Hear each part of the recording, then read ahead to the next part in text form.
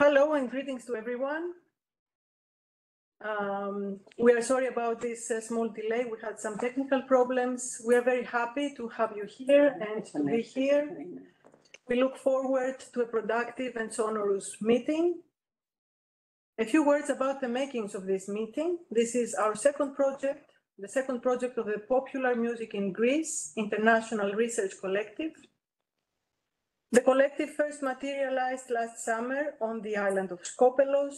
We held there the first International Greek Popular Music Research Conference in conjunction with the Skopelos Rebetiko Festival. We started off as a small group of researchers who were interested in a more dialogical kind of scholarly engagement with and within our field of study.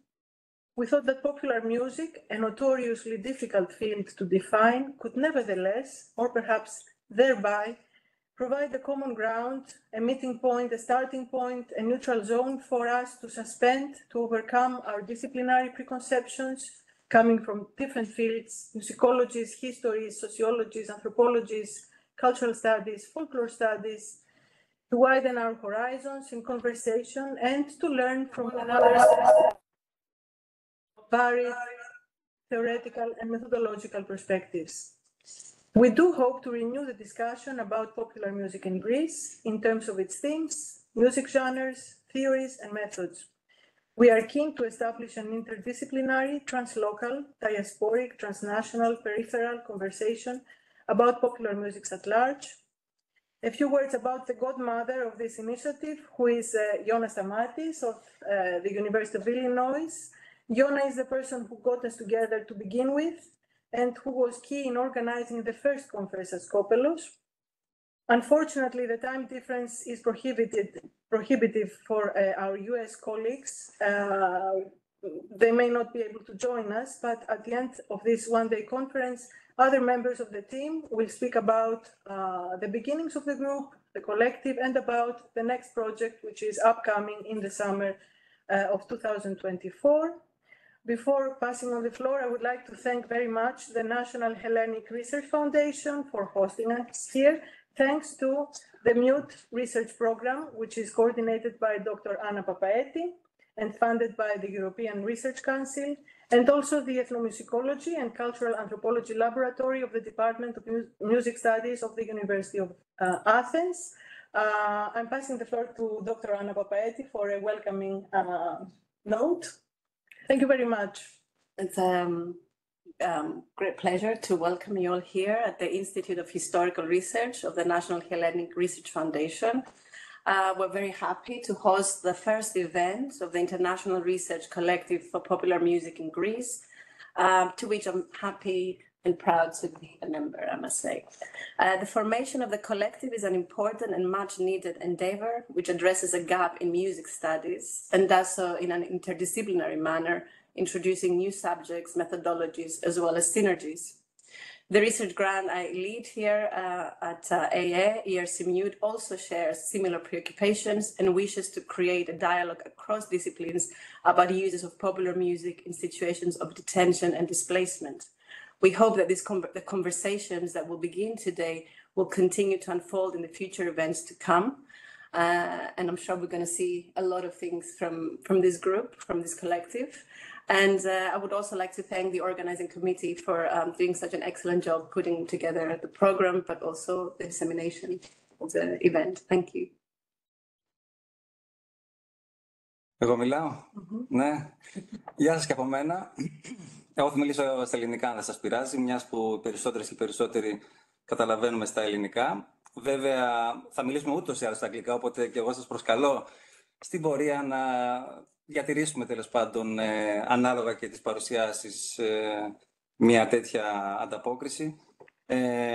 Η σημερινή ημερίδα λέγεται Δημοφιλής Μουσική, Συναίσθημα Κροατήρια και κατά μία έννοια πυκνώνει ένα βασικό σκοπό της ερευνητικής συλλογικότητας που προσπαθούμε να φτιάξουμε, που δεν είναι παρά με κάποιο τρόπο να επαναργανώσουμε συσπυρώνοντας τα ερευνητικά ενδιαφέροντα όσων ασχολούνται συστηματικά ή μη, κοινωνιολογικά ή μουσικολογικά, με τις μουσικές κουλτούρες στην Ελλάδα και να τα επαναργανώσουμε μέσα από νέα θεωρητικά ερωτήματα.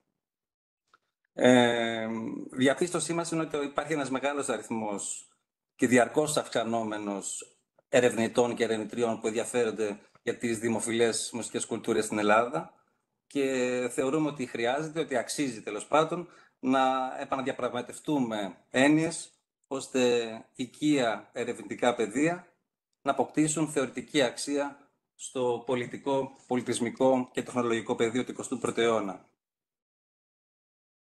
Η θεματική της σημερινής μας συνάντησης εφορμάται από αυτή την αξίωση για να ρωτήσει εν τέλει πώς φτιάχνονται τα ακροατήρια, πού απευθύνονται και τους τρόπους με τους οποίους απευθύνονται οι διάφορες μουσικές κουλτούρες ως τεχνοπολιτισμοί και να εντάξει αυτό το ερώτημα στο σύγχρονο κοινωνικό τοπίο που συνδιαμορφώνεται με τις ψηφιακές τεχνολογίες και το διαδίκτυο, από όπου διαμεσολαβείται η μουσική παραγωγή και κατανάλωση. Μέλημά μας λοιπόν σε αυτή την ημερίδα ήταν να καλέσουμε προσωπικά συναδέλφους και συναδέλφισες, ερευνήτριες, ερευνητές, που το έργο τους με κάποιο τρόπο συγγενεύει με αυτούς τους προβληματισμούς και να τους ζητήσουμε να διαπραγματευτούν δημιουργικά αυτό το ερώτημα των συναισθηματικών ακροατηρίων. Επουδενή βέβαια περιμένουμε σαφείς απαντήσεις ή ακόμα και ακριβείς οριοθετήσεις κάποιου προβληματισμού. Περισσότερο θέλουμε να αναδειχθούν ερωτήματα που θα φωτίζουν τον ορίζοντα αυτών των προβληματισμών από την παραγωγική κατανάλωση της δημοφιλής μουσικής στον 21ο αιώνα. Και με αυτό θα ήθελα να ευχαριστήσω τους συμμετέχοντες, τις συμμετέχουσες, που αποδέχτηκαν κατά βάση την πρόσκλησή μας και φυσικά επιφυλισσόμαστε σαν ερευνητική συλλογικότητα την επόμενη χρονιά να κάνουμε ένα ανοιχτό κάλεσμα, όπου θα έχουμε τη δυνατότητα να έχουμε πολλές διαφορετικές τοποθετήσεις. Ούτως ή άλλως αυτή η συνάντηση είναι η πρώτη ψηφιακή μερίδα που οργανώνουμε σαν διεθνή συλλογικότητα και με κάποιο τρόπο έχει ένα πειραματικό χαρακτήρα. Ευχαριστούμε πάρα πολύ το Εθνικό Ίδρυμα Ερευνών και το πρόγραμμα ERC Mute που βοήθησε στο να έχουμε αυτή την αίθουσα. Στην καλύτερη των περιπτώσεων θα είχαμε τέλος πάντων, μια μεγάλη αίθουσα που θα μπορούσαμε να συναντηθούμε διαζώσεις. Ωστόσο, η δυνατότητα που έχουμε να συναντηθούμε εδώ πέρα μας δίνει όχι μόνο να υπερπηδήσουμε κάποια εμπόδια που θα είχαμε διαφορετικά, όπως έχουμε κάποιους καλεσμένους από το εξωτερικό που δεν είχαν άλλο τρόπο να συναντηθούν, αλλά τέλος πάντων να μπορέσουμε να συντονιστούμε με αυτά τα θεωρητικά ενδιαφέροντα. Και με αυτό θα κλείσω, ευχαριστώντας και όλους εσάς και όλες εσάς για την παρουσία σας σήμερα εδώ πέρα, και θα δώσω το λόγο στη Γεωργία που θα μας προλογίσει το πρώτο πάνελ και θα ξεκινήσουμε κανονικά την ημερίδα μας. Σας ευχαριστούμε πάρα πολύ και να είμαστε όλοι καλά και να έχουμε μια τέλεια ημερίδα. Ευχαριστώ, Λέανδρε. Καλή επιτυχία. I will continue in English, though, because we also have some international participants. I will just say a few words about the collective. Collective that, as you know, was founded in Skopelos with the first meeting that took place last summer. And this is actually the continuation of this first conference. We are very happy to be here. We are a very open collective, open to new ideas, suggestions, and we're trying to make this group bigger. I know that there have been some questions about membership to the collective, but we don't have something set up like this yet. There will be, however, an emailing list for members. So follow us on social media, Facebook mostly, to keep you posted on our next actions.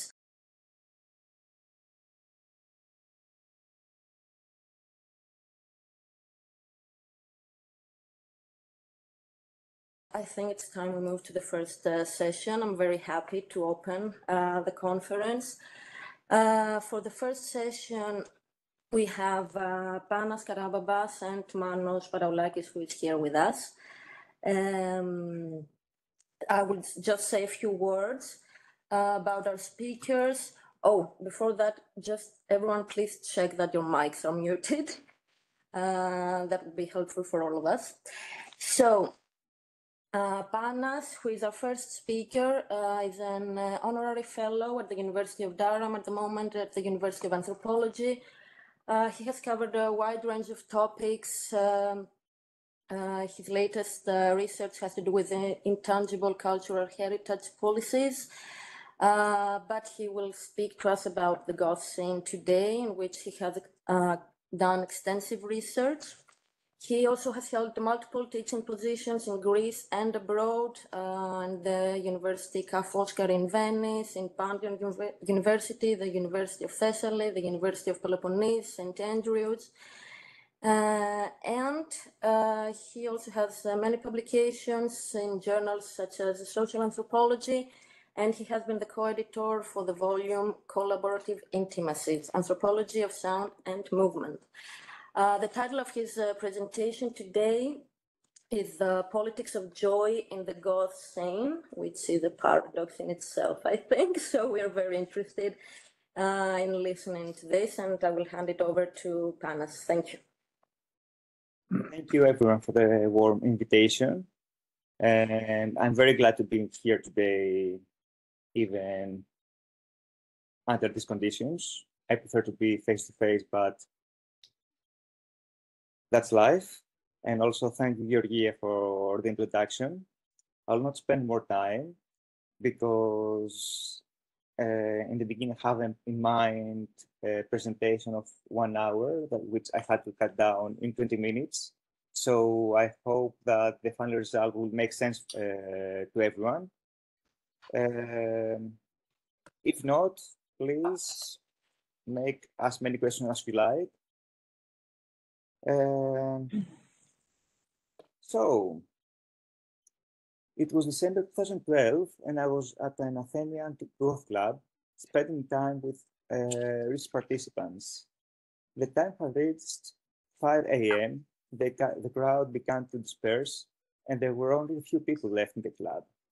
The small audience became a good excuse for Bruja, the resident DJ, to exit his DJ booth and join me and Maria while his laptop continued to play the prepared playlist.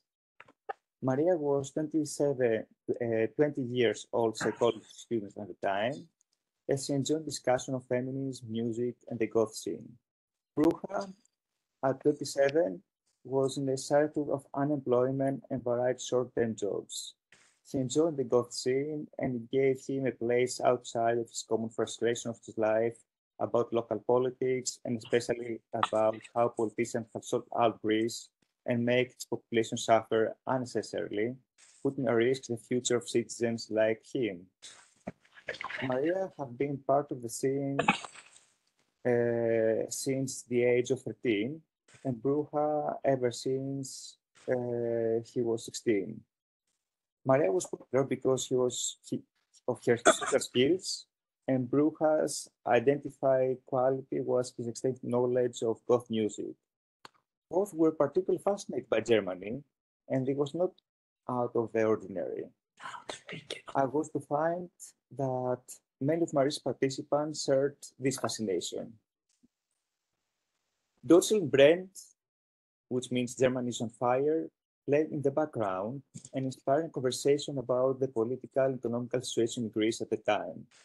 Maria and Bruja added wordplay to the song in the background, changing the lyrics to say, Deutschland brennt, Greece is on fire.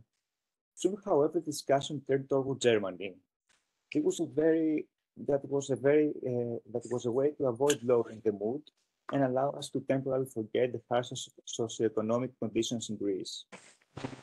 Maria commented, Germany has always been one of my favorite countries. I don't know if I feel attached to it as the birthplace of industrial music, and I have been affected by that fact, but I have always liked Germany, its language, its people, its country itself. And a little later, Bruja said, see, since industrial music started in Germany, it is to be expected that we are influenced by Germany. Even today, the majority of industrial music bands come from Germany. Out of 1,000 industrial bands, 100 are from Germany. For better or worse, one adopts an alpha way of thinking, meaning a German way of thinking. And out of 100 songs, 600 are in German. Inevitably, one will adopt an alpha way of thinking as German industrial is the dominant music in the scene. And since this style of music was born in Germany, where the biggest goth festivals are still organized, it's not possible for us to remain uninfluenced.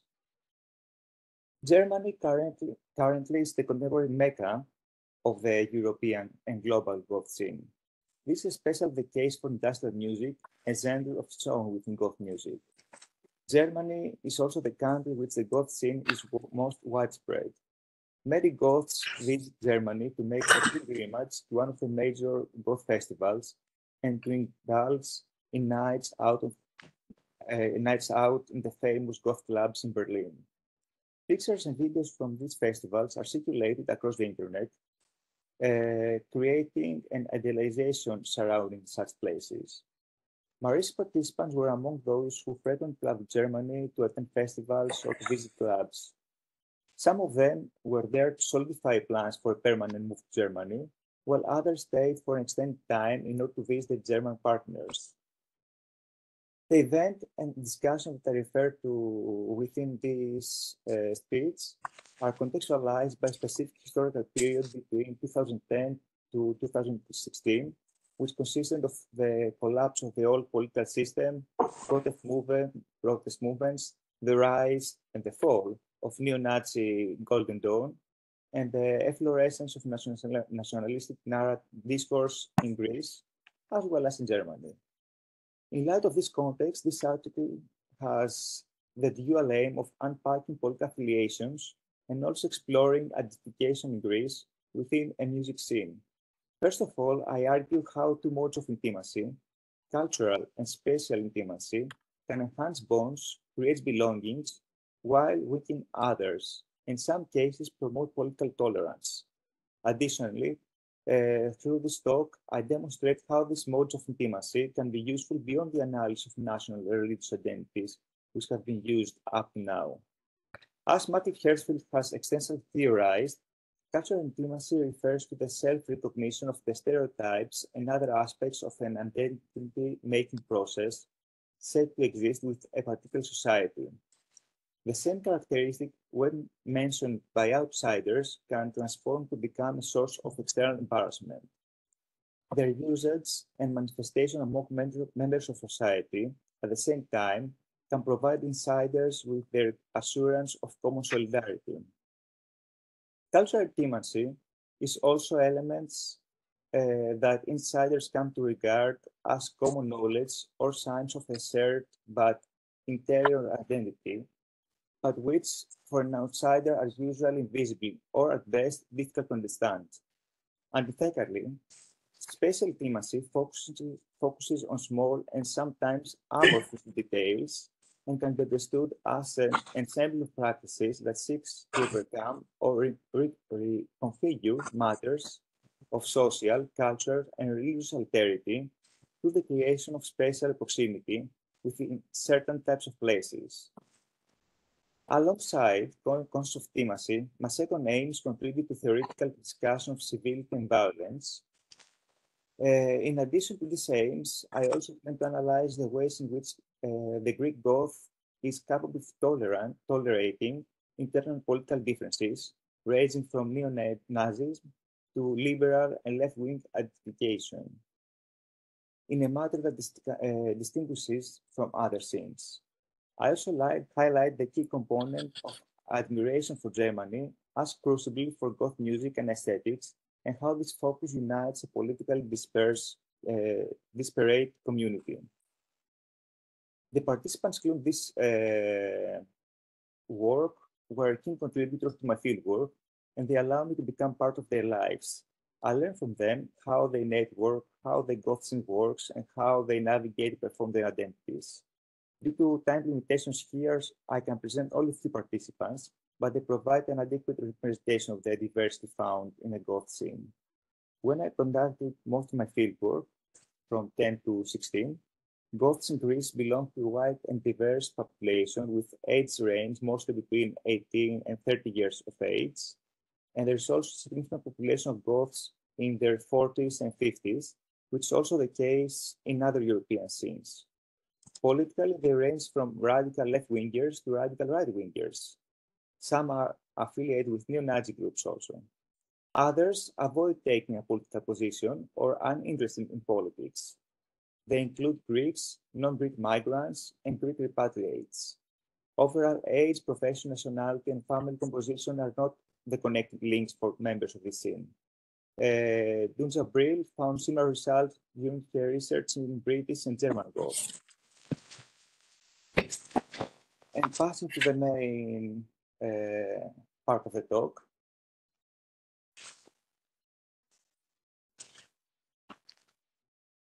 Goths challenge any attempts at uniformly define their politics. Goth music does not openly promote activism or political participation, and because of this, it's considered to be an apolitical scene. Nevertheless, scene is ambiguously political, and while it does not promote any political affiliation, it does not forbid or discourage Goths from being political. Even though the music characterized by the heavy verbal violence and description of violent scenes, in the Goth scene there prevails an exceptional peacefulness and high degree of tolerance and acceptance of different lifestyles in terms of sexuality, relationships, religious, or philosophical worldviews, as Brill has noted. However, as I discussed below, violence is employed as a political commentary.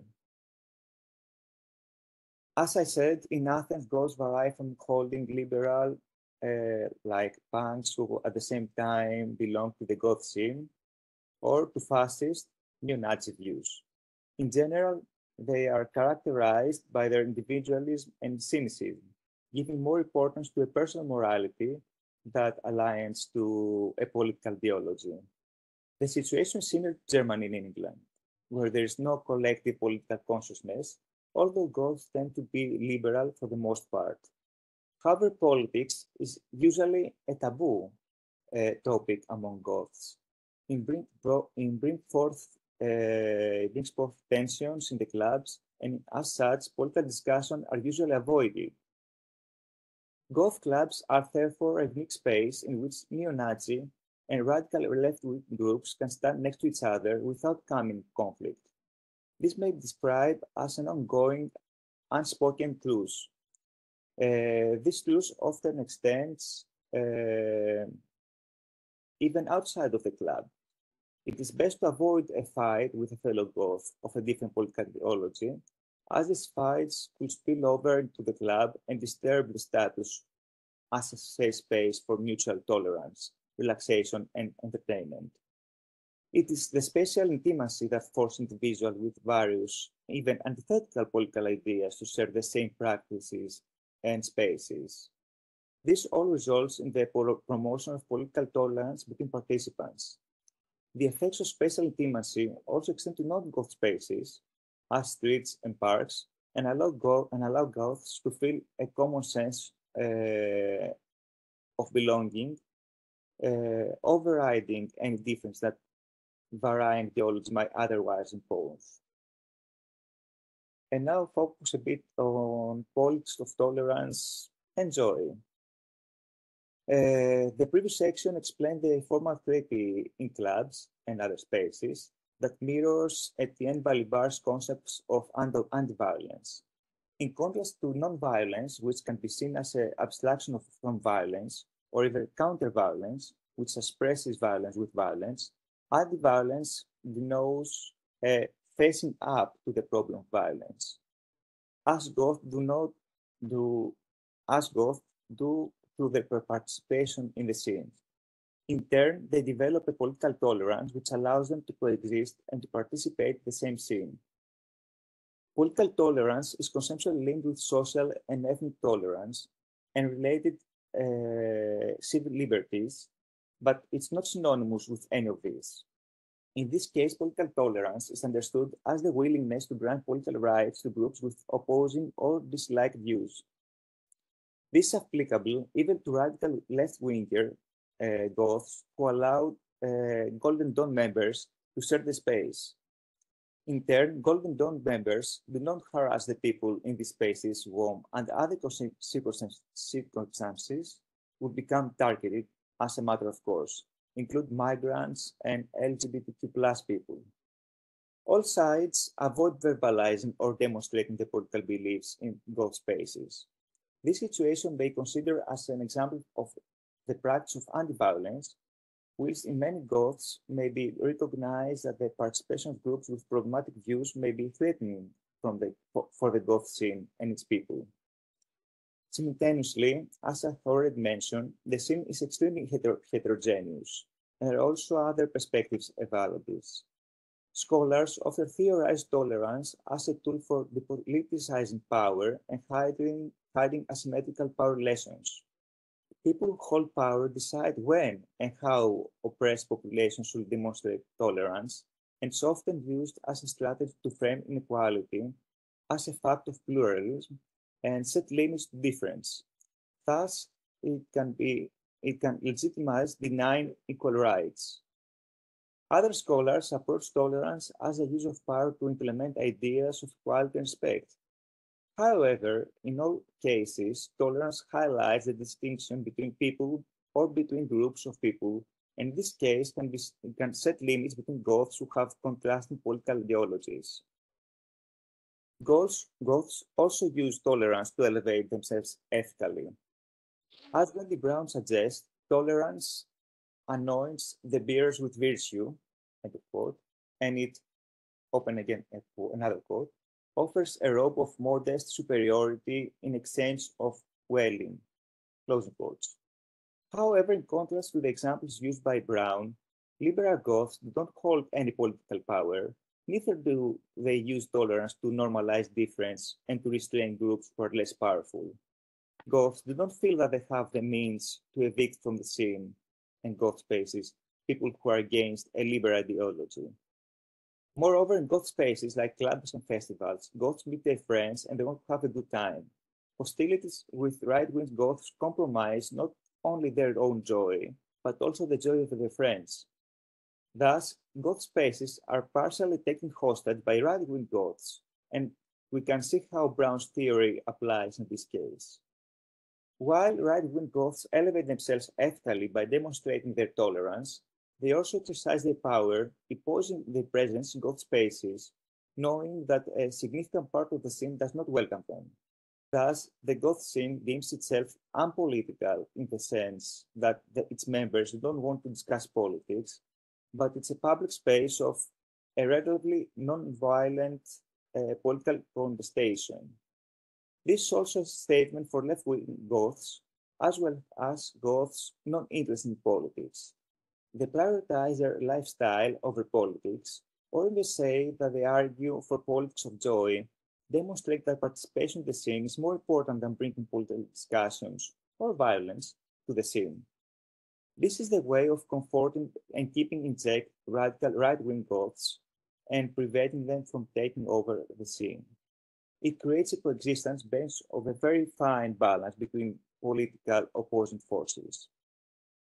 Additionally, the tendency for politics to be treated as taboo topics in clubs and the predisposition to accept the difference, even of groups and individuals known to be non-tolerant to difference, such as neo-Nazis, creates fertile grounds for paradoxes which, interestingly, are never discussed or merely silenced in the loud music of clubs. Paradoxes are not unique to the Goth space. People often contradict themselves, support incompatible or incommensurable ideologies or positions, or they may simply show signs of consistency in terms of what they preach and what they practice.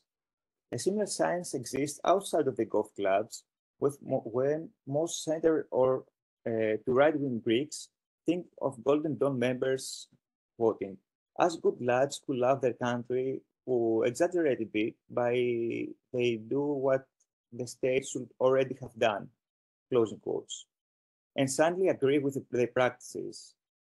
At the same time, many Greeks regardless their political orientation, remember foreign ghosts, the Nazi occupation, they blame Germany for a new economic occupation, and they ignore the neo-Nazi ideology of the elect party of Golden Dawn. These are the paradox of silence which are created by an elective remembering and forgetting. How much time do I have?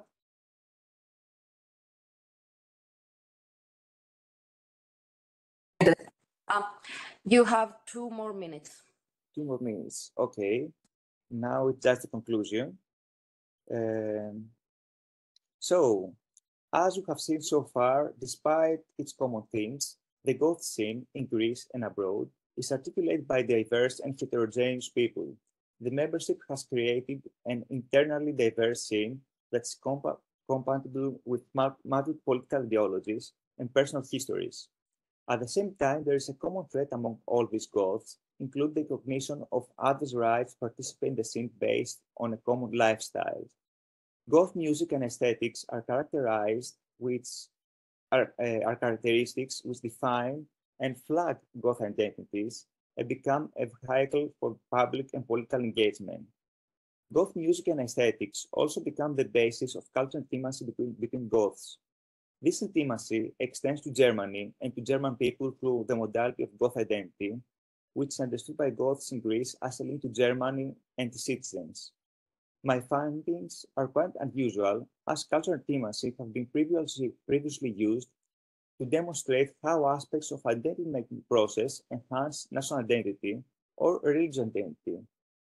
Nevertheless, until now, there was no evidence that cultural and spatial intimacy could be developed for a scene and could create solidarity within.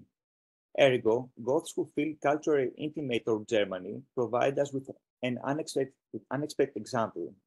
Through my findings, we may begin to rethink cultural and spatial intimacy as possibilities that also exist outside the context of national and religious identities.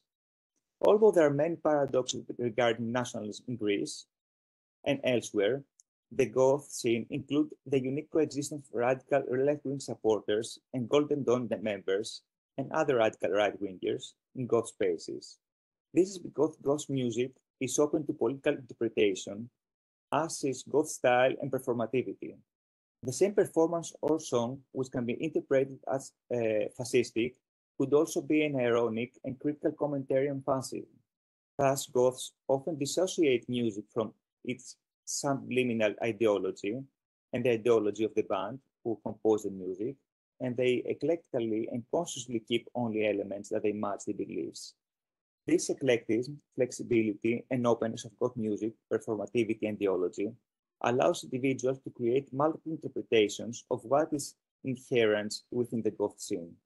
Subsequently, the Goth scene allows itself to be interpreted as fascist-oriented, operating as a device to attract a spectrum of right-wingers, and at the same time, toning down the radical ideas and practices in the process of embedding inclusive ideas into their identities. However, this kind of eclecticism by itself does not provide an adequate explanation for this coexistence. The unique elements the Goth scene is apparent in the eclecticism through which Goths relate to and regard each other.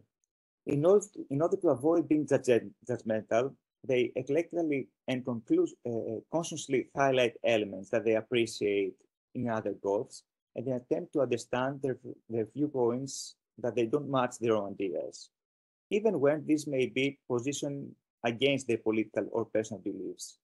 This result could have been achieved if both culture could not have been achieved if both culture and spatial intimacy were not present. Cultural intimacy creates feelings of common belonging, while spatial intimacy tests these feelings by exposing Goths to individuals with various ideologies. In doing so, it forces them to recognize their commonalities and accept or tolerate their points of difference. This is a unique phenomenon since in previous ethnographic research have been demonstrated that spatial intimacy becomes a hindrance in enhancing the tolerance of difference between religious groups. The Goth scene is a space which offers an opportunity for individuals to hold multiple political expressions and agendas. This diversity in the Goth scene drove me to use various theories for tolerances. Any less than this would not explain the complex and in some cases contradicting ideas of Goths. Nevertheless, it is important to reiterate that Goths do not possess any political influence, nor do they utilize tolerance to normalize diversity or control groups with less influence, as has been presented by researchers studying different populations. Non-right-wing Goths do not perceive themselves as having the resource to remove individuals opposed to liberal ideology from the Goth spaces. Consequently, goth spaces are partially claimed by right-wing goths who manifest moral superiority by showcasing their tolerance toward all goths. Simultaneously, they extend authority by asserting their presence in goth spaces, recognizing that a considerable portion of the community does not embrace their presence. Therefore, goths in Greece transform and move the focus from nationalism toward political tolerance and tolerance of difference. This tolerance sometimes forced, other times a choice, or even somewhere in between. Regardless of the reason, goths destabilize other sets of identification and affiliations. They do so on the grounds of speciality, intimacy, music, and aesthetics, which are deemed superior to political affiliations. Goths, regardless of the political ideology, silence the political aspects of the scene, presenting as non-political. They highlight the centrality of lifestyle or even argue for politics of joy, demonstrating that participation in the scene is more critical than bringing political discussion or violence into it. The results in a goth lifestyle. This results in a goth lifestyle that prioritizes politics of joy. Thank you very much, and sorry for taking a bit more time. Thank you for this, Panas. We will move on to the second paper right away. So please, if you have any questions, could you please write them down, because there might be some questions for both speakers. We will have plenty of time afterwards. You could write your questions on the chat. You can raise your hands. We take questions both in Greek and English. And we will have all of them right after we also hear Manos, who welcome.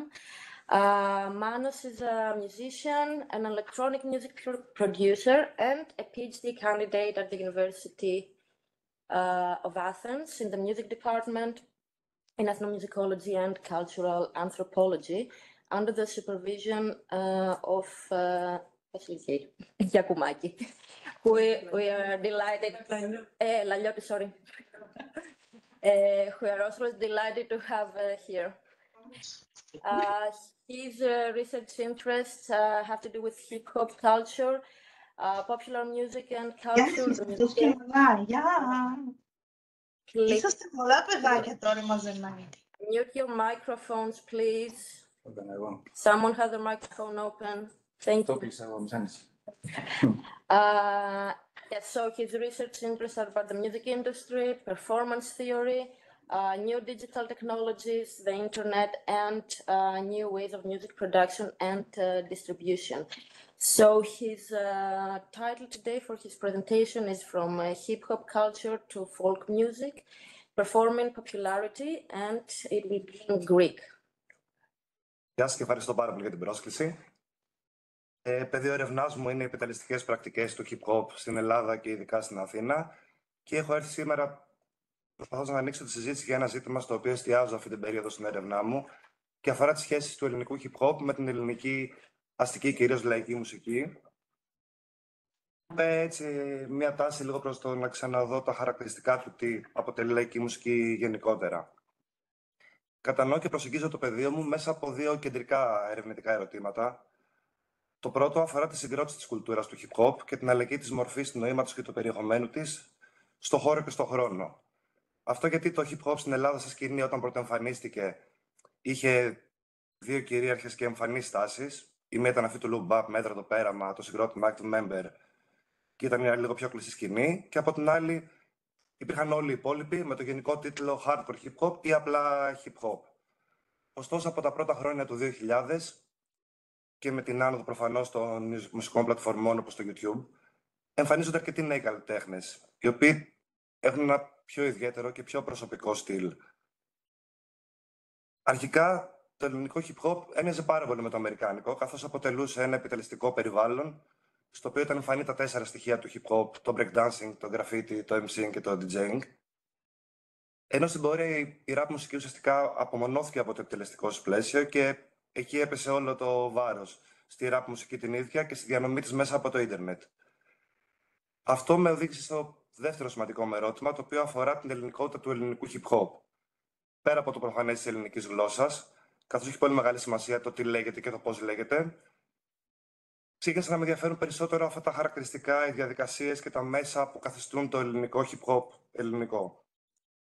Κάποια συμπληρωματικά ερωτήματα, αλλά εξίσου σημαντικά, αφορούν το αν το hip-hop διαχρονικά αποτελεί μια ενιαία σκηνή στην Ελλάδα ή περισσότερες, τις σχέσεις του hip-hop με άλλες μουσικές σκηνές της Ελλάδας και του εξωτερικού, καθώς και προφανώς το ρόλο του διαδικτύου και των νέων ψηφιακών τεχνολογιών, τόσο στην παραγωγή όσο και στη διάδοση της συγκεκριμένης μουσικής και κουλτούρας.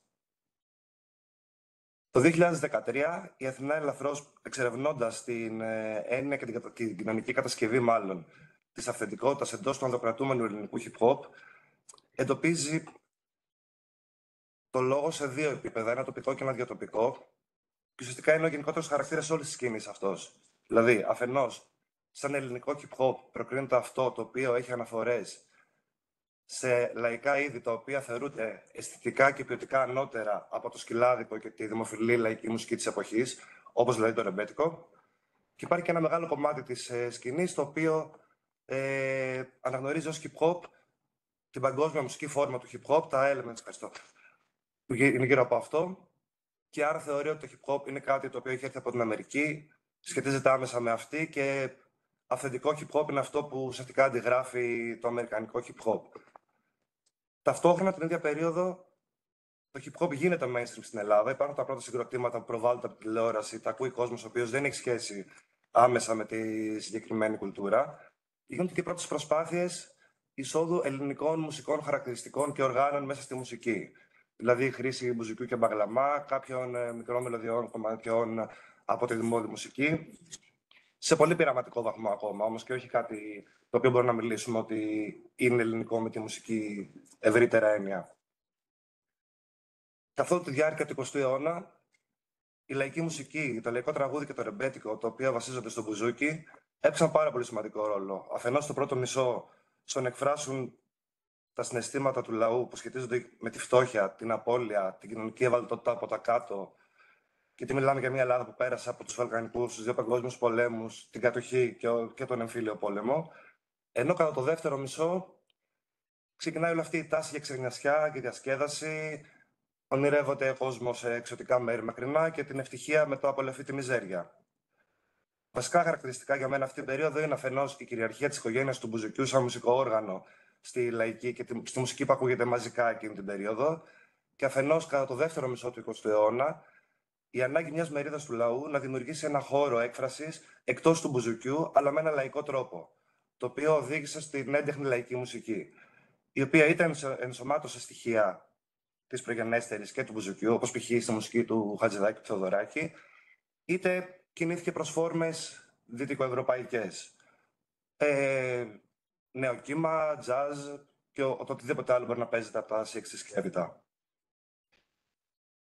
Θεωρώ σήμερα πως η ραπ μουσική, παράλληλα και συμπληρωματικά με τη μουσική που επιτελείται με βάση το μπουζούκι, αλλά και με την έντεχνη λαϊκή μουσική, συμβάλλει σημαντικά στην έκφραση των σύγχρονων κοινών λαϊκών συναισθημάτων που διαμορφώθηκαν από τις κοινωνικές, οικονομικές και πολιτικές εξελίξεις από το 2000 ως σήμερα. Δεν θέλω να πω ότι το hip hop αποτελεί μια γραμμική εξέλιξη αυτής της λαϊκής μουσικής, ούτε ότι υποκαθιστά αυτή τη μουσική. Αλλά έχοντας αλλάξει η σύσταση της κοινωνίας και ο τρόπος που λειτουργεί η κοινωνία, θεωρώ ότι δημιουργείται εντός και της δημοφιλούς και της λαϊκής μουσικής ένα πεδίο που εκπροσωπείται μέσω της ραπ μουσικής. Έτσι, ανάλογα με τα μέσα, τις θεματικές, τους τρόπους και τους τόπους της επιτέλεσής του, το hip hop και ειδικά η rap μουσική, θεωρώ πως καλύπτουν ένα πολύ μεγάλο φάσμα τρόπων ζωής, οι οποίοι οργανώνονται γύρω από διαφορετικές συναισθηματικές, κοινωνικές και πολιτικές αντιλήψεις και αναπαραστάσεις της καθημερινότητας. Πολύ σημαντική στιγμή για το hip hop θεωρώ ότι αποτελεί η δολοφονία του ράπερ Παύλου Φίσα Κιλαπή το 2013. Για δύο λόγους. Αφενός, ο κόσμος, ειδικά στις μεγάλες πόλεις, αλλά γενικότερα στην Ελλάδα, έχει έρθει σε επαφή με τα φοιτητικά και τα μαθητικά κινήματα, έχει ζυμωθεί στις πλατείες, ζει στον δρόμο, αλληλεπιδρά στον δρόμο και έχει κοινωνική ζωή στον δρόμο. Ως προς το hip hop τώρα, αφενός, με την κοινή συνέντευξη τύπου όλων των εκπροσώπων του hip hop στην ΕΣΥΑ, σπάνε όλες οι κόντρες του παρελθόντος και αυτό το δίπολο που ανέφερα, low bap και hip hop, καθώς και διαπροσωπικές κόντρες, οι οποίες δεν έχουν τόσο μεγάλη σημασία, αλλά στην πραγματικότητα δημιουργούνται περισσότερες διακλαδώσεις εντός του πεδίου του hip hop. και κυρίως έρχονται στην επιφάνεια καλλιτέχνες οι οποίοι αναδύθηκαν μέσω του ίντερνετ και των νέων τεχνολογιών. Έκατσαν σε δύο τραπέζι με γνωστούς καλλιτέχνες, οι οποίοι έγιναν γνωστοί μέσω της δισκογραφίας και του παλαιού τρόπου διάδοσης μουσικής. Και οι οποίοι νέοι αυτοί καλλιτέχνες έχουν κοινωνικό στίχο, έχουν πολιτικό στίχο και ασχολούνται πάρα πολύ με το τι συμβαίνει τώρα στην κοινωνία. Παράλληλα με αυτό, εμφανίζεται και η τραπ μουσική στην Ελλάδα το 2012. Αν οι προηγούμενοι καλλιτέχνες ουσιαστικά προκρίνουν και ασχολούνται πολύ έντονα με τα προβλήματα της κοινωνίας, των μνημονίων, της οικονομικής κρίσης και της νεότερης γενικά της ελληνικής ιστορίας των τελευταίων 30 χρόνων, η τραπ κατά κάποιο τρόπο στις αρχές της προκρίνει το κόνσεπτ της ξενιασιάς, της διασκέδασης, της κουλτούρας του κλαμπ και του ζήν στην πόλη, τέλος πάντων. Με έναν τρόπο μάλλον που θυμίζει περισσότερο αστική διασκέδαση. Παρόλο που το background των καλλιτεχνών μπορεί να είναι το ίδιο, είναι μάλλον κοινά ταξικό, μιλάνε για τη φτώχεια, οι καλλιτέχνες δεν ήταν πλούσιοι, ξεκινάνε από τα κάτω, ωστόσο κατηγορήθηκε καθώς προκρίνει τον πλούτο μέσω της παρανομίας και ιδιαίτερα την κουλτούρα των ναρκωτικών. Έτσι, δεν ήταν underground με την έννοια ότι δεν ήταν δημοφιλής τραπ στην αρχή. Ωστόσο, έγινε γνωστή κυρίως μέσω ενός ηθικού πανικού όμοιο με τον gangsta rap τα 90s, καθώς κυκλοφορούσαν άπειρα βίντεο στα κανάλια με πιτσιρίκια 12 και 13 χρονών που ακούγανε αυτά τα κομμάτια και ανησυχούσαν οι γονείς, όπως γίνεται με extreme μουσικές συνήθως, για το τι πρόκειται να γίνει στη ζωή τους. Η τραπ σε αυτό το σημείο, στην πραγματικότητα, σε ένα πολύ μεγάλο βαθμό, καλύπτει αυτό που είναι. Αν η R&B μάλλον έγινε η pop μουσική, τα O's, η τραπ από το 2010 και μετά, ηχητικά τουλάχιστον, είναι πάρα πολύ μπροστά. Και αυτό στην πραγματικότητα σημαίνει μια κυριαρχία του αμερικανικού νότου μουσικά στην παγκόσμια μουσική σκηνή. Δηλαδή, φεύγουμε από το στυλ της Νέας Υόρκης, φεύγουμε από το στυλ του Λος Άντζελες, το οποίο για μένα έχει πάρα πολύ σημαντικές κοινωνικές προεκτάσεις, γιατί το στυλ του νότου είναι κατεξοχήν ταξικό, underground και από τα κάτω. Αυτό αντανακλάται και ηχητικά. Οπότε αυτό που θεωρούμε βέβαια σαν τραπ και προβάλλεται σαν τραπ, εμπεριέχει πάρα πολλά μουσικά υποείδη της δεκαετίας του 90 του αμερικανικού νότου. Ο ήχος λοιπόν, γύρω στα μέσα της δεκαετίας του 2010, υιοθετείται ευρύτατα από όλους τους καλλιτέχνες της hip-hop σκηνής, γι' αυτό πλέον την αντιμετωπίζω περισσότερο σαν φάσμα, σαν μουσικό φάσμα και όχι σαν ξεχωριστά μουσικά είδη. Και υιοθετείται από καλλιτέχνες οι οποίοι μιλάνε με κινηματικό πολιτικοποιημένο στίχο, έχουν κοινωνικό στίχο, έχουν απλό καθημερινό στίχο και αναγνωρίζουν και μάλλον υπάρχει ένα κομμάτι το οποίο είναι εντελώς, ας το πούμε, pop, είναι αυτό που προκρίνεται με mega shows, video clips και είναι αυτό που απευθύνεται στον πάρα πολύ κόσμο. Υπάρχει ένα κομμάτι το οποίο είναι πάρα πολύ πολιτικοποιημένο και ουσιαστικά αφορά τη διαπραγμάτευση διαφόρων ταυτοτικών σχηματισμών, όπως έμφυλες ταυτότητες, εθνικές, φυλετικές κλπ. Και υπάρχει και ένα ενδιάμεσο πεδίο το οποίο αναγνωρίζει και την ανάγκη για διασκέδαση αφενός και το κομμάτι του pop, αλλά και τα ζητήματα που τίθενται από κάποια πιο πολιτικοποιημένη πλευρά του hip-hop και τα επεξεργάζεται και τα ανακοινώνει με ένα κάπως πιο λαϊκό τρόπο. Ένα χαρακτηριστικό παράδειγμα είναι το ζήτημα των έμφυλων ταυτοτήτων μέσα στο hip-hop, καθώς υπάρχουν πάρα πολλοί αρκετά, όχι τόσο μάλλον πολιτικοποιημένοι καλλιτέχνες, οι οποίοι ενσωματώνουν μια αναστοχαστικότητα μέσα στο στίχο τους και αναγνωρίζουν το ζήτημα ότι πρέπει να μιλήσουμε και για αυτές τις ταυτότητες, παρότι δεν τους αφορούν ατομικά σε αυτή την περίοδο. Τώρα, η εξέλιξη των μέσων αναπαραγωγής της μουσικής μέχρι να φτάσουμε στη διανομή της μουσικής μέσω του ίντερνετ και στην κυριαρχία των ψηφιακών αρχείων, θεωρώ πως έδωσαν τη δυνατότητα και μια οριζόντια παρακολούθηση σχεδόν όλων των μουσικών σκηνών που μπαίνουν μέσα στην κατηγορία της δημοφιλούς μουσικής και όχι μόνο, βασικά της μουσικής γενικότερα. Αυτό θεωρώ πως έχει σαν αποτέλεσμα μάλλον έχει προοδευτικά σαν αποτέλεσμα την ελαχιστοποίηση της δέσμευσης του κοινού και των ακροατηρίων προς συγκεκριμένες μουσικές σκηνές. Σίγουρα υπάρχει ένα κομμάτι ανθρώπων και ακροατηρίων το οποίο επιλέγει μια κυρίαρχη σκηνή, π.χ. το punk, το metal, το rock, την κλασική μουσική. Ωστόσο, στη μουσική του ζωή και στο ηχοτοπίο της καθημερινότητάς τους κυκλοφορούν και κυριαρχούν διάφορα μουσικά στυλ. Έτσι λοιπόν, για μένα, έχοντας διαδοθεί το hip-hop και έχοντας γίνει δημοφιλές, η σημασία δεν είναι η μαζικότητά του, αλλά το γεγονός ότι επιλέγεται μια μεγάλη γκάμα μουσικών και λειτουργεί παράλληλα με αυτές. Έτσι λοιπόν φτάνουμε στην περίπτωση ανθρώπων οι οποίοι μπορούν να ακούνε όντως λαϊκή μουσική η οποία βασίζεται στο μπουζούκι ή όντως αυτό που λέγαμε σκυλάδικο ή κακή pop του παρελθόντος και να μεταπηδούν στο hip hop πάρα πολύ άνετα. Μέσα στην ίδια μουσική λίστα. Αυτό δεν έγινε μέσα σε μία μέρα προφανώς. Από τις αρχές της δεκαετίας του 2000 υπάρχει σύμπραξη λαϊκών καλλιτεχνών με hip hop μπάντες, όπως κλασικά παλιά κομμάτια των Going Through με τον Γιώργο Μαζονάκη, θέλω να γυρίσω στα παλιά, ή με την Άλξη Πρώτο Ψάλτη στο ένα δίσκο του Going Through το 3. Μην ξεχνάμε ότι σε μουσικά βραβεία διαχρονικά λαϊκοί καλλιτέχνες έχουν μια σύμπραξη με κάποιον hip hop καλλιτέχνη κάθε χρόνο. Στις αρχές του 2000 προβάλλονται σειρές που δείχνουν ότι η έφηβη είναι hip hop, όπως το 10 λεπτά κήρυγμα π.χ. Και έτσι η ουσία για μένα είναι ότι όπως στη λαϊκή μουσική του μπουζουκιού και στην έντεχνη υπάρχει ένα φάσμα το οποίο μπορεί να καλύπτει Blueband στοιχεία, πιο αστικά στοιχεία, στοιχεία της περιφέρειας, underground αστικά στοιχεία όπως το ρεμπέτικο, απλά καφενεία ή απλές ταβέρνες. Έτσι και για μένα η ουσία της λαϊκότητας του hip hop δεν είναι το γεγονός ότι έχει διαφορετικά υποείδη, αλλά το γεγονός ότι έχει διαφορετικά κοινωνικά χαρακτηριστικά και λειτουργεί με διαφορετικό τρόπο για διαφορετικές ομάδες ανθρώπων. Υπάρχει το hip hop που επιτελείται στα κλαμπ με πολύ παρόμοιο τρόπο όπως το σκυλάδικο. Υπάρχει το hip hop που επιτελείται με παρόμοιους τρόπους για ομάδες που έχει την ίδια αξία με το ρεμπέτικο, με το καφενείο, με την ταβέρνα και ούτω καθεξής.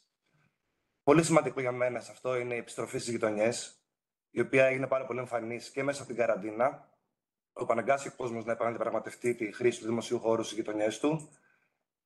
Και κατά μια περίοδο των τελευταίων 4-5 χρόνων που έχουν γίνει εμφανή τα σημάδια του αστικού εξευγενισμού στις μεγάλες πόλεις. Και έτσι έχει αλλάξει αρκετά η σύσταση περιοχών παραδοσιακά η ζωή κινούνταν και γύρω από τη διασκέδαση, όπως π.χ. τα Εξάρχεια, το Ψηρή και γενικότερα το ευρύτερο κέντρο της Αθήνας και της Θεσσαλονίκης. Έτσι, ο κόσμος γύρισε στις γειτονιές του, ζυμώνονται κοινωνικά στα πάρκα και στις πλατείες, στα καφενεία, ακόμα και στα σπίτια. Και γενικά οι απλοί και καθημερινοί χώροι πλέον, όπως τα καφενεία, τα κλαμπ, τα γήπεδα, τα πάρκα, τα πανεπιστήμια, αλλά και διαδικτυακοί τόποι, όπως πλατφόρμες αναπαραγωγής μουσικής, τα κοινωνικά δίκτυα κτλ., θεωρώ πως αποτελούν τόπους επαναδιαπραγμάτευσης και διαμόρφωσης των όρων της κατασκευής και της νοηματοδότησης τόσο του ελληνικού hip hop, όσο και της λαϊκής και της δημοφιλούς μουσικής γενικότερα. Αυτά από μένα. Σας ευχαριστώ πάρα πολύ. Ωραία. Μπράβο. Ευχαριστούμε και εμείς.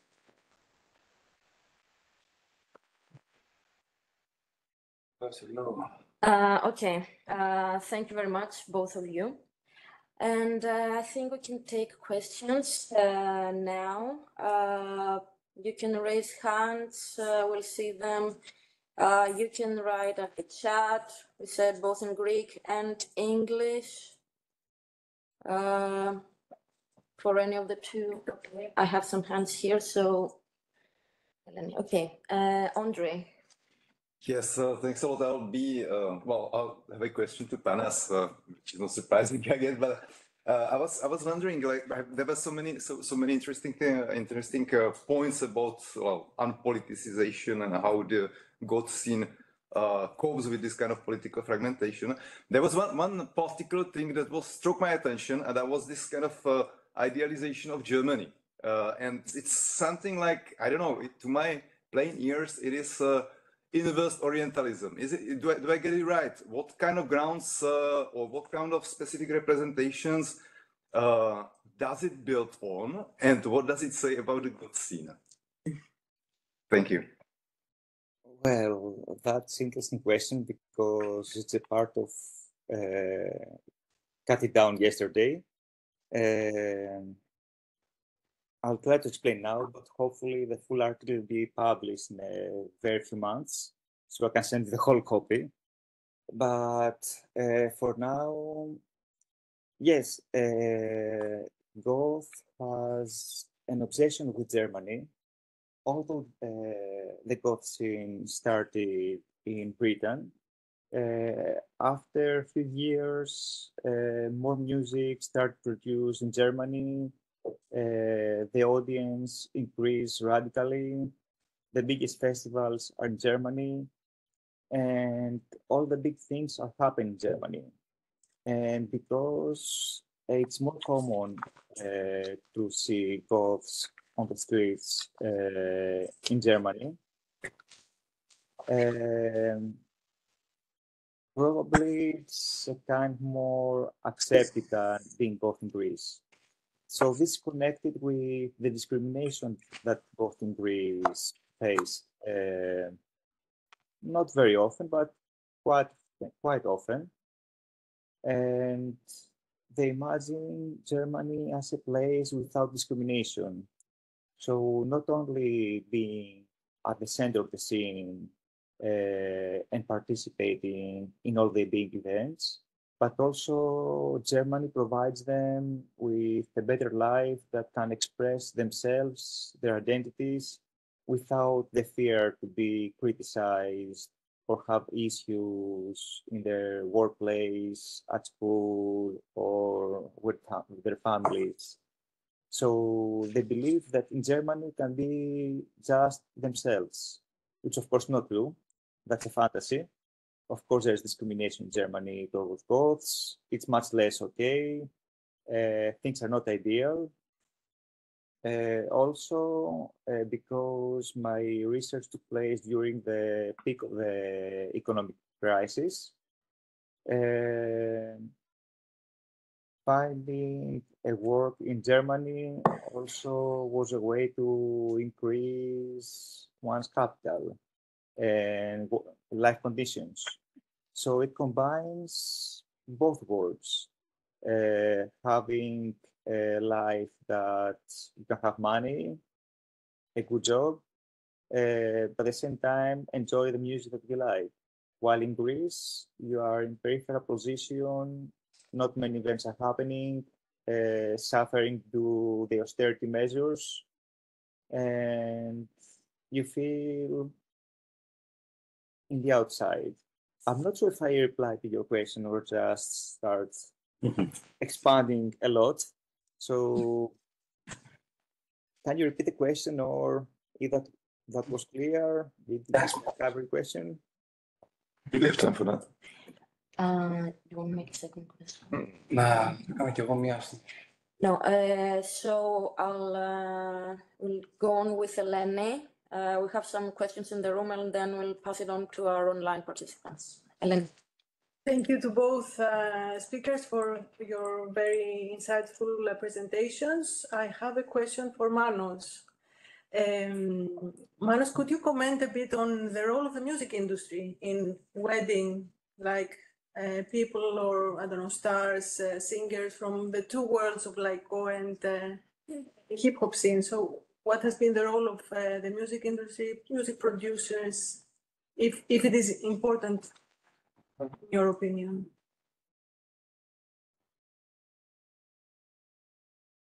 Θα σας απαντήσω στα ελληνικά καταρχάς, συγγνώμη γι' αυτό. Γιατί είναι μια ερώτηση που ακόμα δουλεύω και εγώ πάνω σε αυτό. Νομίζω ότι ο ρόλος της μουσικής βιομηχανίας σίγουρα δεν είναι ο ίδιος ως προς την παραγωγή της μουσικής. Αλλά περισσότερο νομίζω πως έχει να κάνει με τη διανομή, την κυκλοφορία της μουσικής και κατά κάποιο τρόπο στο να αποφασίζει ποιοι καλλιτέχνες είναι αυτοί που θα προβληθούν περισσότερο, θα προκληθούν περισσότερο. Είναι λίγο booking agency γύρω από όλο αυτό. Για παράδειγμα, ήταν η συναυλία, αν δεν κάνω λάθος, πέρσι, του λαϊκού τραγουδιστή του Αργυρού με το 50 Cent, το οποίο είναι πάρα πολύ μεγάλο όνομα στον χώρο του hip hop πάρα πολλά χρόνια τώρα. Παλαιότερα, σίγουρα η μουσική βιομηχανία ήταν αυτή η οποία κουράριζε τους καλλιτέχνες από την αρχή, τους έπαιρνε από το δρόμο, ως προς το hip hop τουλάχιστον, που έχω ασχοληθεί περισσότερο. Τους έφερνε στο στούντιο, κάλυπτε τα έξοδα της ηχογράφησης, της παραγωγής του άλμπουμ και αναλάμβανε και τη διανομή και την κυκλοφορία όλου αυτού. Στο λαϊκό, από το βαθμό που ξέρω, κυρίως μέσα από συναδέλφων και φίλων που δουλεύουν σε στούντιο και έχουν δουλέψει με λαϊκούς καλλιτέχνες, λειτουργεί με ένα παρόμοιο, αλλά λίγο πιο ελεύθερο τρόπο. Δηλαδή, οι λαϊκοί καλλιτέχνες έχεραν μια ελευθερία όταν θα μπω στο στούντιο, ότι θα μπω με τους μουσικούς μου, θα κάτσω το χρόνο που πρέπει, θα μου το πληρώσει όλα η εταιρεία και θα πάρω και πάρα πολλά λεφτά από αυτό μάλλον και θα έχω πάρα πολλά δικαιώματα εκμετάλλευσης μέσα σε όλο αυτό. Ενώ στο hip hop, π.χ. στο εξωτερικό είναι λίγο διαφορετικά, γιατί στην Αμερική, για παράδειγμα, ήταν οι μεγάλες εταιρείες οι οποίες πέραν από τον γκέτο αφροαμερικανικής καταγωγής, λατινοαμερικανικής καταγωγής καλλιτέχνες και τους ξεζούμιζαν με ένα παρόμοιο τρόπο όπως έγινε τα 80's με τη world music. Στη λαϊκή μουσική, σήμερα την ελληνική, τα τελευταία 20 χρόνια τέλος πάντων που ασχολούμαι με αυτό το κομμάτι, ήταν αρκετά ελεύθεροι και ως προς τη διαχείριση της μουσικής τους και ως προς την ελευθερία πάνω στην παραγωγή αυτή. Τώρα, στο κομμάτι της trap μουσικής, η παραγωγή γίνεται πιο ιδιωτικά, δηλαδή στο πιο underground κομμάτι η μουσική παράγεται σε bedroom studios, αλλά και οι μεγάλες παραγωγές, αυτά που θα δούμε ένα βίντεο κλιπ το οποίο θα έχει 10 εκατομμύρια views, 25 εκατομμύρια views, μπορεί να έχει παραχθεί μόνο σε ένα πρόγραμμα μουσικής, σε ένα δωμάτιο μέσα με ακουστικά. Ή του σκέπτα π.χ. στην Αγγλία με ένα iPhone στο μετρό και να είναι ένα hit παγκόσμιο. Η αλήθεια είναι ότι τη λαϊκή μουσική, αυτή που ανέφερα πριν ως βασιζόμενη στον μπουζούκι, δεν την παρακολουθώ ιδιαίτερα αυτή την περίοδο. Δηλαδή, βλέπω καλλιτέχνες τους οποίους ξέρω από παιδί να υπάρχουν στο χώρο. Και απλά υπάρχει ένα crossover της pop με το λαϊκό ή το λαϊκό με κάποια πάλι πιο δημοφιλή, με την έννοια της pop όπως την ξέραμε στο παρελθόν, αλλά γενικότερα είδη της δημοφιλούς μουσικής. Δεν ξέρω αν κάλυψα την απάντηση. Ναι, ευχαριστώ. Εγώ ευχαριστώ. Έχουμε κάποια άλλη ερώτηση εδώ. Έχουμε, αλλά δώσε στο Ωραία. κοινό. Προχωράμε με την Μέη Κοκκίδου, αν βλέπω σωστά το όνομα, αν μας ακούει. Ναι, γεια σας, συγχαρητήρια στους ομιλητές. Έχω γράψει 4 βιβλία για τη δημοφιλή μουσική. Τα 2 δημοσιεύονται το 2004 και έχω αγγίξει πολλά από τα θέματα που ο κύριος Παραουλάκης έθιξε στην ομιλία του. Δεν μπορώ να πω, δηλαδή για το θέμα της βιομηχανίας, εδώ πρέπει να μελετηθεί πάρα πολύ ο ρόλος του YouTube στην παρουσίαση των καλλιτεχνών και για την hip hop θα πρέπει να δούμε και το ρόλο του χορού, ο οποίος είναι σταθερά προσγειωμένος στη γη και έχει φέρει μια άλλη αίσθηση στην κίνηση του σώματος. Ωστόσο, θα ήθελα να ρωτήσω τον κύριο Παραουλάκη τι εννοεί με την έννοια σκυλάδικο, τι εννοεί με την έννοια κακή pop του παρελθόντος και τι εννοεί με την έννοια έντεχνη λαϊκή μουσική. Δηλαδή, εγώ στο βιβλίο μου δεν τα έχω χαρακτηρίσει ως τέτοια τα είδη που υποπτεύομαι ότι υπενήσεται και κατά πόσο έχει μελετήσει την Ατλάντα του 1992 σε σχέση με την τραπ. Ευχαριστώ. Συγγνώμη, δεν το πρόφωνο. Εγώ σας ευχαριστώ πάρα πολύ. Ήταν ειρωνικά τα χαρακτηριστικά, δεν τα εννοώ έτσι, για κανένα λόγο. Ήταν εντός εισαγωγικών, απλά δεν ήθελα να κάνω έτσι, λέγοντας το σκυλάδικο και κακή ποιοτική. Είναι αυτή που από αρκετό κόσμο που ασχολείται με τη μουσική θεωρήθηκε κακή ποιοτικά. Για μένα, οποιαδήποτε μουσική λειτουργεί για μια κοινότητα ανθρώπων έχει τεράστια αξία και είναι ξεχωριστή. Ενώ δεν κυριολεκτούσα με την έννοια κακό σκυλάδικο, απλά γινόταν αντιληπτά από την κοινωνία ως κακή μουσική. Ως προς την έννοια του χορού, η αλήθεια είναι ότι παρακολουθώντας την κουλτούρα του... καταρχάς, δεν ξέρω αν είμαστε εντάξει ως προς τους χαρακτηρισμούς αυτούς. Δηλαδή, δεν εμβαθύνω γιατί νομίζω ότι καταλαβαίνουμε τα στερεότυπα. Αυτό θέλω να δείξω τα στερεότυπα.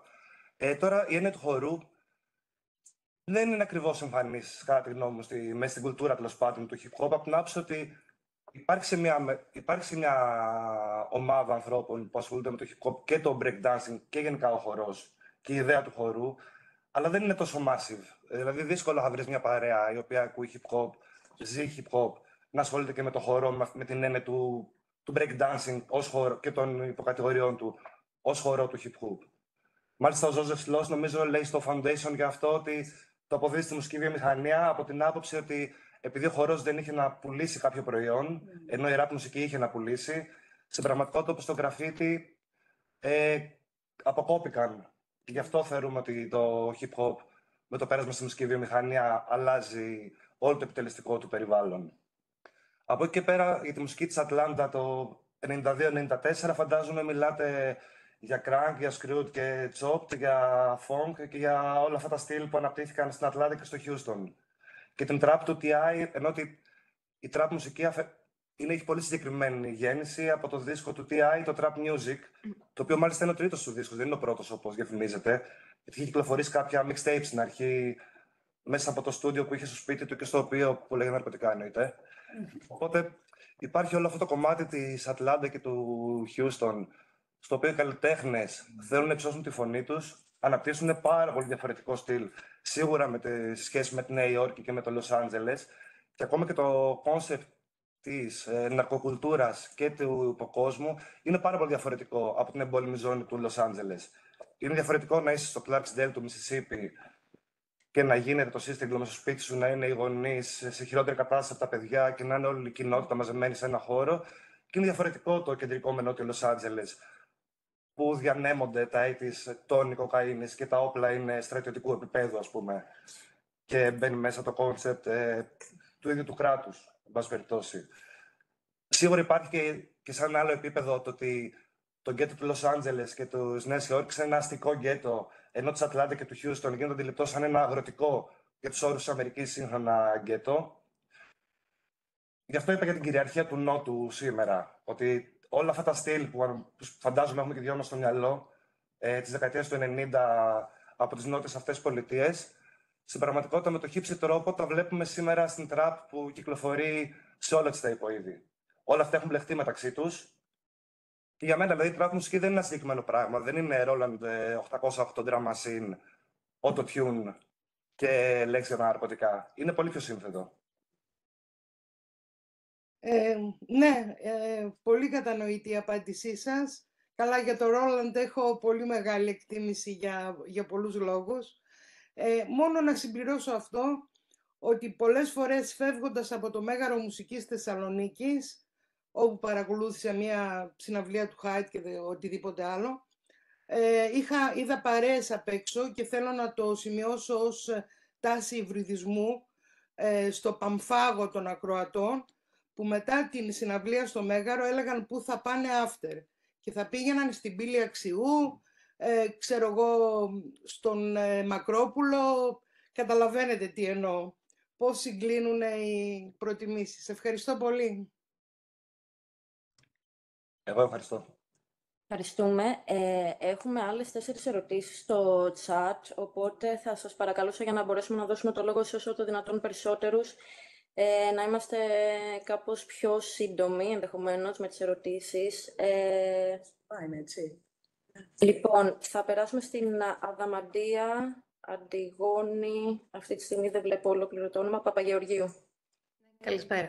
Ευχαριστούμε πάρα πολύ και για την ημερίδα, αλλά και για την πρώτη συνεδρία που ήταν ιδιαίτερα ενδιαφέρουσα. Θα είμαι πάρα πολύ σύντομη και η ερώτησή μου βασικά αφορά τον τελευταίο μιλητή και την διάλεξη του παρουσίαση που έκανε για το hip hop. Και έχω μια έτσι πολύ συγκεκριμένη προβληματική ερώτηση βασικά. Πράγματι, από τα 2000 και μετά και ίσως λίγο πιο πριν γινόντουσαν πάντα συνεργασίες και συμπράξεις με λαϊκούς καλλιτέχνες, με λίγο πιο mainstream καλλιτέχνες. Αυτό που τουλάχιστον εγώ παρατηρώ τα τελευταία χρόνια είναι να υπάρχει μια σύγκληση λαϊκού τσιφτετελιού με στοιχεία trap και auto-tune, που εκεί δεν χρειάζεται να γίνει fit με κανέναν αργυρό, που είναι μια στάνταρ και το βλέπαμε αυτό να γίνεται, αλλά να υπάρχουν καλλιτέχνες που συγκεράσουν ακριβώς αυτά τα δύο στοιχεία.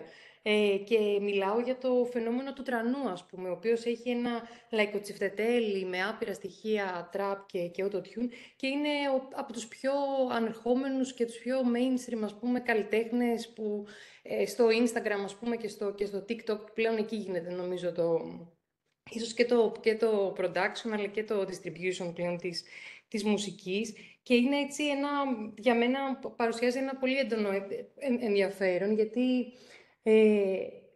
καλλιτέχνες όπως ο Υποχθόνιος, ας πούμε, από το 2012, όταν γενικότερα υπήρχε μια στροφή προς το λαϊκό στίχο, είχε βγάλει χαρακτηριστικά το τραγούδι «Βρέχει φράγκα», ας πούμε, κόντρα σε όλους, σαν ένας πιο σύγχρονος και από το rap Τάσος Μπουγάς.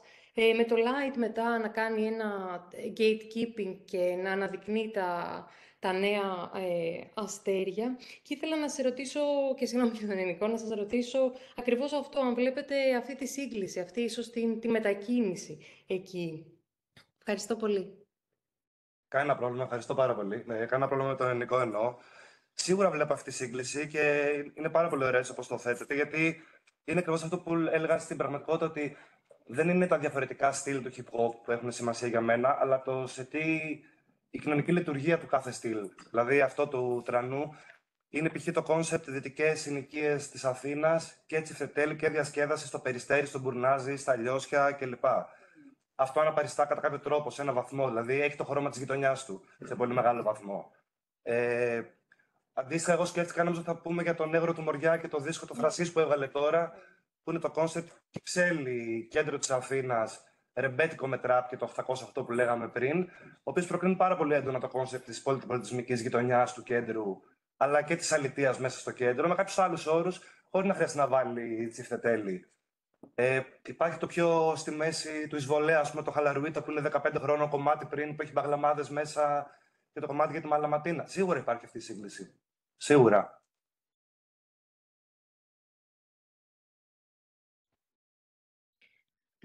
Ωραία.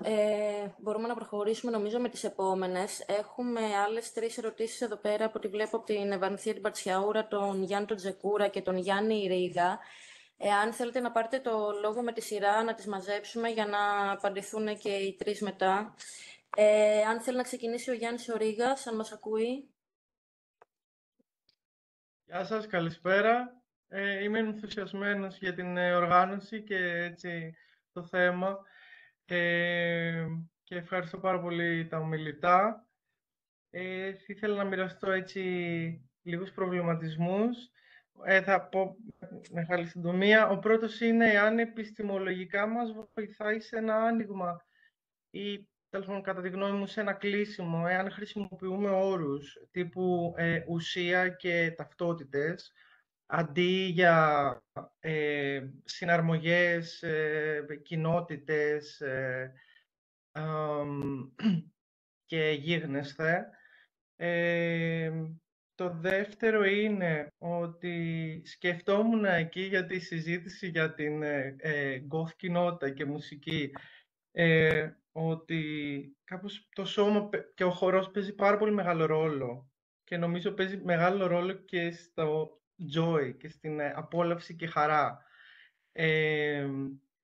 σε αυτές τις κοινότητες.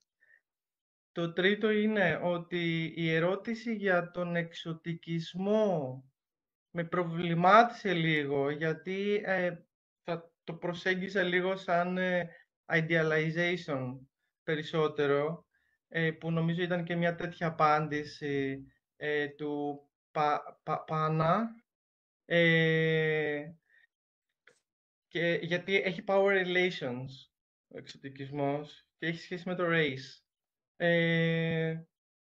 Και στην ανάλυση για το hip hop κάπως και την ελληνικότητα, κάπως εγώ ακούω εκεί ένα hybridity, ένα υβριδικό πράγμα το οποίο διαμορφώνεται από Ανατολή, Δύση, Βορρά, Νότο, κάπως αυτό.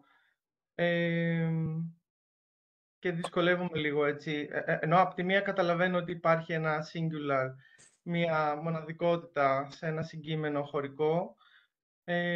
Ναι, αυτό κάπως. Δεν ξέρω αν είμαι πολύ κατανοητό, συγγνώμη. Ωραία, αν μπορούμε να έχουμε και τις ερωτήσεις από την Ευανθία και τον Γιάννη τον Τζεκούρα. Ευανθία. Καλημέρα, φανταστικό πρώτο πάνελ. Ευχαριστούμε πάρα πολύ όλους τους συμμετέχοντες και διοργανωτές. Θα είμαι πολύ σύντομη και καταλαβαίνω ότι μπορεί να μην απατηθούν και όλα, γιατί έχουμε μεγάλη συμμετοχή. Για τον Πάνα, I'm gonna ask in English. I was wondering how is yourself as a researcher positioned across such diverse positionalities of your research participants, especially with regard, to the political tensions, but also intimacies, whether there are any methodological challenges there, whether the researcher might have served as a bridge, perhaps to bring polarized individuals or even broader groups together.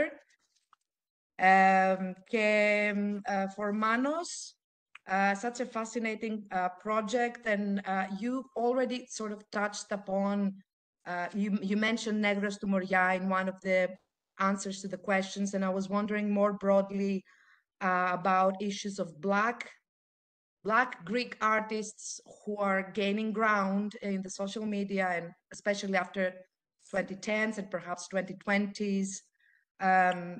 Presences such as Negros to Moria, but also MC Yinka with slightly older productions with Imam Baildi, and how we can reconceptualize Greekness through such Black positionalities and very, very active into the hip hop, rap, or even trap scene. That's all. Thank you. Thank you, Evie. And Yannis Tsakouras. Good morning. Kalimera. Congratulations to all the people involved. So I have two questions, one for Panas and one for Mr. Paraoulakis.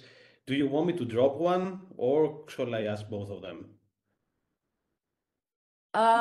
If you can make it quick, ask both of them. Okay, for Dr. Panas Karabas. What is the reception of your interlocutors in their political, let's say, communities or groups? So the Goth fans, that they belong to the radical political groups and they participate in this community of politics of joy, as you said, how they are being received then in their other political communities, if I read it right? Do they face specific problems, for example, because they have hung out in these joyful spaces with the political others, with the enemies? And for Mr. Paraoulakis, turning to Greek, είναι η ερώτηση άσχετο αυτή, έτσι. Λοιπόν, η ελληνική λαϊκή μουσική και ρεμπέδια και λοιπά ανακυκλώνουν διαχρονικά και ίσως ενδεχομένως κάποιοι συνάδελφοι να διαφωνούν με αυτό, τρόπους, σχήματα λόγου δηλαδή, απώλειας, χωρισμού, όλα αυτά τα σχετικά, έτσι. Χωρίς να θέλω να πω ότι όλα αυτά είναι μία ενιαία κατηγορία, αλλά υπάρχει αυτό το στοιχείο. Το sampling είναι προφανές. Έχετε δει αυτού του είδους τα σχήματα λόγου, κάποια από αυτά ή κάτι πιο συγκεκριμένο, να χρησιμοποιείται από τους hip-hop καλλιτέχνες σήμερα? Και υπάρχει κάποιο είδος, αυτή είναι η υποερώτηση, κάποιο είδος, πώς το λένε, ταιριάσματος αυτών των σχημάτων λόγου με το sampling από τη λαϊκή μουσική που να λειτουργεί ως ένα είδος word painting, παραδείγματος χάρη, έτσι, πράγματα που μου έρχονται στο μυαλό. Thank you all so much for this wonderful panel and for this initiative. Ευχαριστούμε. Ωραία, Πάνα, θα ξεκινήσεις εσύ. Έχουμε 2 λεπτά έτσι για να απαντήσετε. Συγγνώμη τώρα για το... Okay, too many questions. I hope that I will not miss any of them. I'll start with Ioannis, which is an easy one. Actually, no.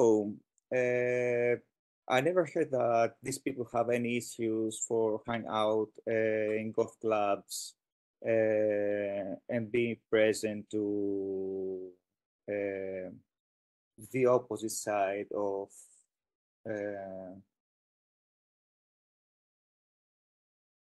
political groups. It was, I don't know, somehow it was ignored. And I haven't thought about this, but it's interesting to look more into it and ask why. So thank you for the question. Then Evanthea, I hope that I remember correctly your question. Can you make a quick recap? Yeah, actually, I was just wondering about your own positionality as a researcher, what sort of challenges you might have faced coming in touch with such polarized, but also bonded sort of groups. Okay. How did you find yourself in it? I did have many options because my first participants were towards the left-wing ideology, which means hanging out with them somehow characterized me towards these groups. And anyway, I never hide it that I am a left-winger, which means that in practice, I wasn't be able to approach and discuss right-wingers in these cases.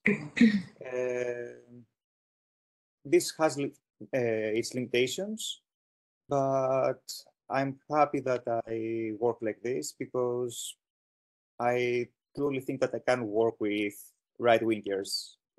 It'll be probably after starting discussion, a huge fight and actually breaking these rules that everyone trying to have. So my options were just very limited. And answering to Yannis, well, I think every concept and term has its use, like identities, communities. For example, I hate using the word communities.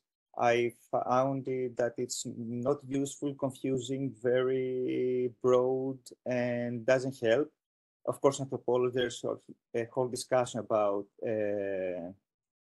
how communities are not useful anymore, and I agree with them. And that's why, in my case, I'm using the word scene, that it's a term that it's more flexible, and actually it's an emic term also, which helps me to avoid thinking more about which is the right term.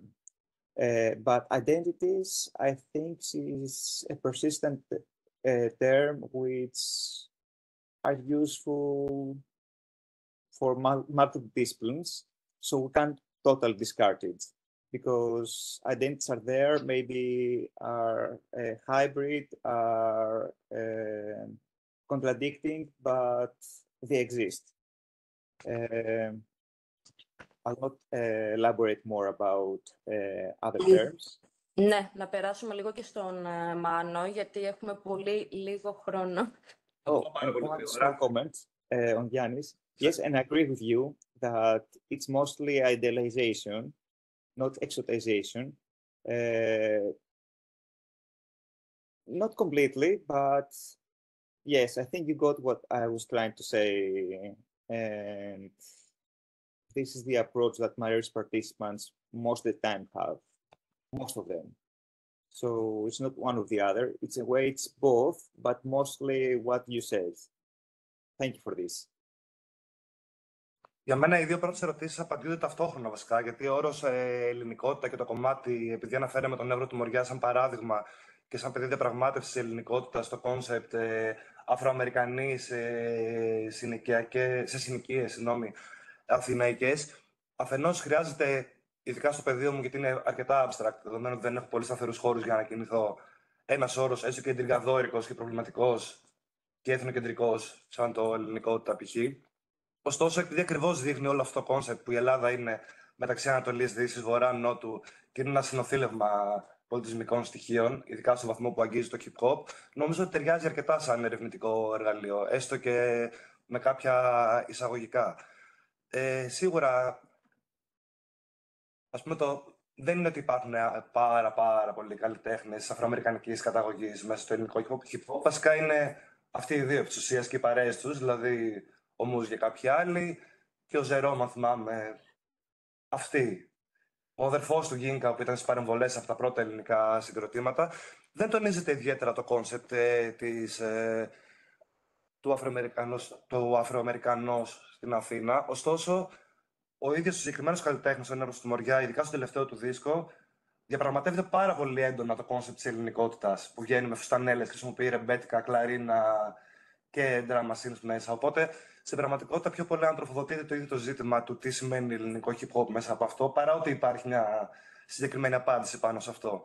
Τώρα, ως προς το κομμάτι με το ρεμπέτικο και του στυλ στο sampling, δεν είμαι σίγουρος αν κατάλαβα την ερώτηση, αν αναφερόμαστε στην επαναληψιμότητα κάποιων στίχων, όπως στις πρώτες περιόδους του ρεμπέτικου, και σίγουρα η επαναληψιμότητα είναι μέσα στο παιχνίδι.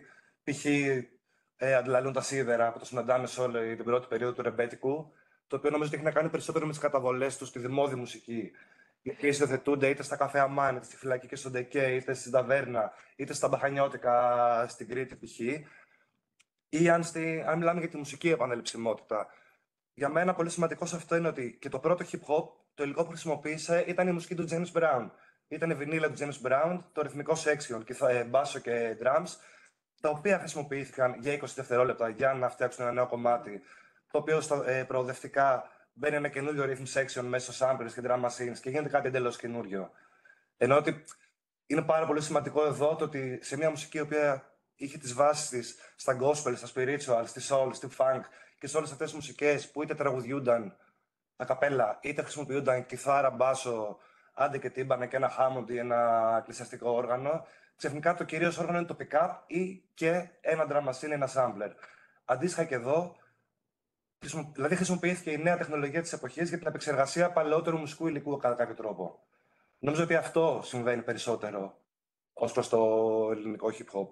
Και το sampling, δηλαδή χρησιμοποιεί νέες τεχνολογίες για να επαναδιαπραγματευτεί ελληνική μουσική ή λαϊκή μουσική ή οποιοδήποτε τύπο μουσική ανάλογα στην κατεύθυνση του κάθε καλλιτέχνη.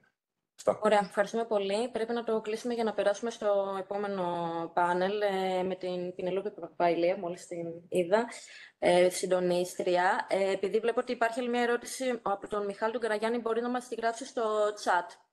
Οπότε προχωράμε στη δεύτερη συνεδρία.